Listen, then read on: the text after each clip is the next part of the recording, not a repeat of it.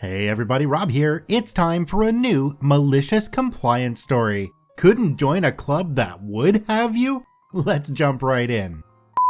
Hit the like button for more Reddit stories, and if you haven't already, please hit that subscribe button as well. Some years ago, I was finally out of debt and ready to start investing for my future, but I didn't have a clue how. That's when I heard about a national organization that promoted investment clubs, offering support and tools to help people like me learn about investing by doing it. I liked the idea. Get smarter, play low stakes, and maybe have a beer or two while you do it. So I told a few friends, they talked to their friends, and pretty soon we had a budding investment club.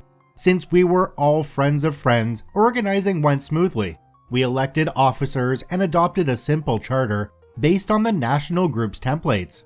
Minimum monthly dues were set at $10, an amount any one of us could afford to throw away, but any member could contribute more than the minimum if they liked, and to build up our investing pot, most of us did. Individual contributions bought shares in the club's holdings, like stock in a corporation. Higher contributions meant more shares, meant more voting power when we made club decisions. As we got rolling, a few more people heard about the club and expressed interest. So we created a little process. Attend 3 meetings as the guest of a member.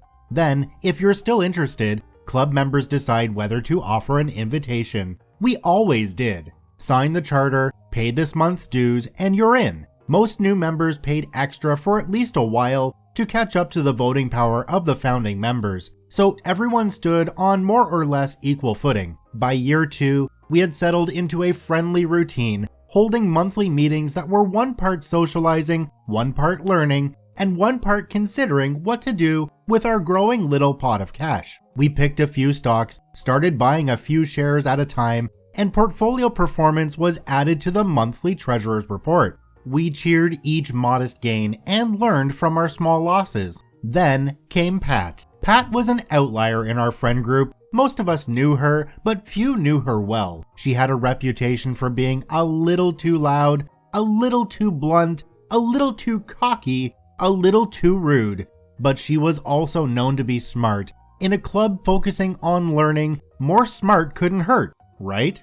Besides, our well-respected president had brought her in. And right away, Pat proved she was smart. She had reviewed our charter and our past minutes before she came to her first meeting. She asked solid questions about past decisions and our reasoning. She listened respectfully to the education and stock study presentations, probing politely, and made mostly appreciative comments after each meeting. Just a bit of smartass thrown in once in a while, but we could handle a bit. After her 3rd meeting, we sent her to the next room while we discussed inviting her to join us. There were a few misgivings expressed. We had all heard stories about Pat's capacity for unpleasantness after all. But President said, I warned her pretty bluntly that she needs to behave when she's here. We're all friends, but this is business. Money is serious. So I told her, keep yourself in check. Leave your attitude outside. Ultimately, everyone agreed. She had indeed behaved.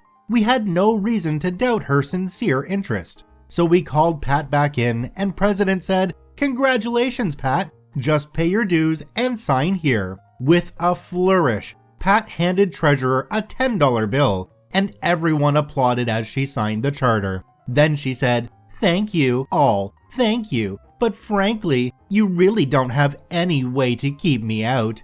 The room got quieter. Then she turned to Treasurer and said, Now, next month, if I'm interpreting your little reports correctly, all I have to do is give you this much, and I'll have equal voting rights. Is that right? That's about right, yes, came the answer. And if I were to give you that plus, and here she pointed at the bottom line of the club's total holdings, this much, I'd become the new majority shareholder, right? I suppose. And then I'd be in charge of all club decisions, declared Pat. That's right. Unless you all can keep ponying up more cash than I can, there's nothing you can do to stop me from running this club like my own private account with nearly double my money to play with, is there? And now that I've signed your silly charter, you don't even have any way to kick me out. So, see you all next month. She smirked, turned, and left. The door had just barely closed when the room exploded. She was joking, right? Ah, hell no. The nerve. Could she really do that? That can't be real. How big a mistake did we just make? Wow, what a Class A bitch. But as we looked over our template-based charter, we found she was right. There were requirements for tax reporting, officer fiscal responsibilities, bank and brokerage relationships, conflicts of interest, and a host of other issues we'd never faced and never expected to face. There was a boilerplate language about how to buy out a voluntarily withdrawing member.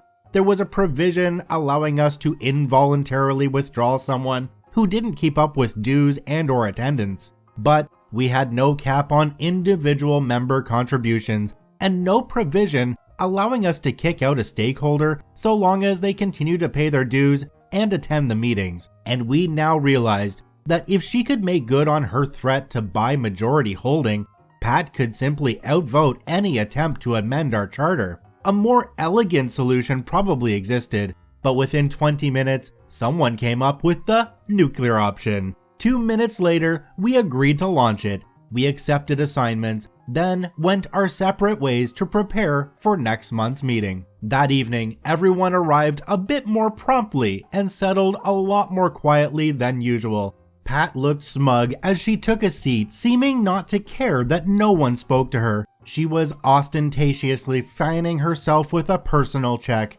Too bad we never saw it, so we'll never know if she really was ready to put her money where her loud mouth had been. President took the floor. Before I call the meeting to order, I have a personal announcement to make. I made a really poor recommendation to all of you last month. I feel the bad judgment I showed means I am not fit to be your president. I'm presenting my letter of resignation and my voluntary withdrawal from the club, and solemnly gave the letter to secretary. Pat looked like she'd been slapped, but she said nothing. Treasurer spoke up. Just so you all know, President spoke to me earlier about this decision, so I've already calculated withdrawal payout and have it ready, according the terms of our charter.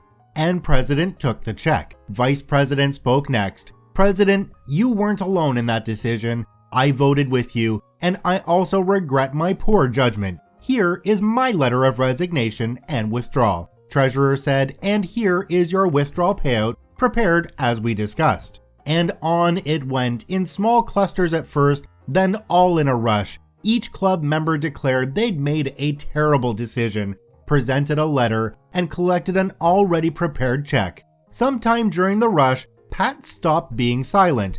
Okay, I see. Yeah, I get it. Seriously, you've made your point. That's enough now. You don't have to keep up this act. Knock it off already, you f***ers. But we didn't. With all the letters collected, Secretary added them to the back of a fat binder containing copies of all the club minutes and gave the binder to Pat. Your next club secretary will need this. Treasurer was right behind with a similar binder of financial records, a $10 bill on top. Here are all your club's accounting records and remaining assets. President added the signed charter to the stack. So, Pat, looks like you're now a club of one. You win, good luck, and goodbye. We all stood and stared silently until she shoved the stack to the floor and saw herself sputtering to the door. Within 10 minutes, we had signed our newly upgraded charter, re-elected our officers, torn up all our payout checks, and put our new club back to business as usual. Okay, maybe just a bit more giggly and a little more pleased with ourselves than usual. Never saw Pat again, didn't care. Right at the beginning of the story, they said that Pat was a smart lady, but if you look at it, I don't think she was as smart as they say. If she had kept her mouth shut and just made significant contributions over time, she could have gotten into the position that she wanted, and they wouldn't really have had a chance to do anything about it. She'll have plenty of time to think about that though in her monthly meetings with her group of one. I want to thank OP for posting their story to the Malicious Compliance subreddit. You can visit them at the link in the description below. Please go there and give them an upvote. Once again, this is Rob from Karma Comment Chameleon saying thanks for watching. If you enjoyed the video, please hit that subscribe button, drop a like, and share it with your friends. And we'll see you in the next one.